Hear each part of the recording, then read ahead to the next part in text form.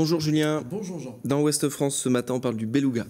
Oui, le Beluga, c'est cet avion que vous voyez peut-être survoler Nantes et Saint-Nazaire régulièrement. Cet avion géant qui transporte les pièces de l'avionneur entre les différents sites. Eh bien, ce Beluga va avoir une nouvelle jeunesse et une nouvelle tête. On la voit sur ces images. L'entreprise Airbus a lancé une consultation au sein de l'entreprise pour décider du design extérieur de ce nouveau Beluga. Et ça ressemblera, comme son nom l'indique, à un Beluga avec un petit sourire, un œil sur le côté.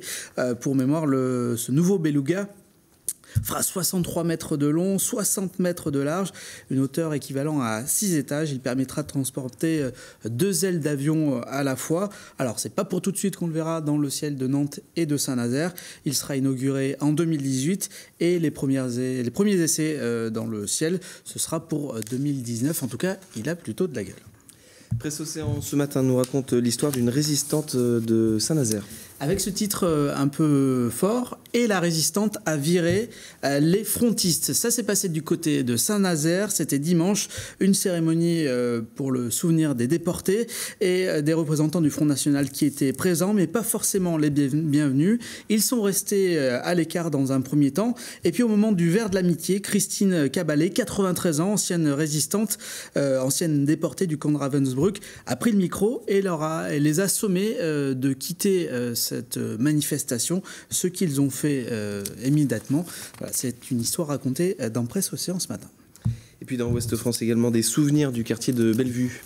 Oui, parce que la place des Lauriers, notamment, va faire partie du renouvellement du Grand Bellevue, une grande opération lancée en 2015.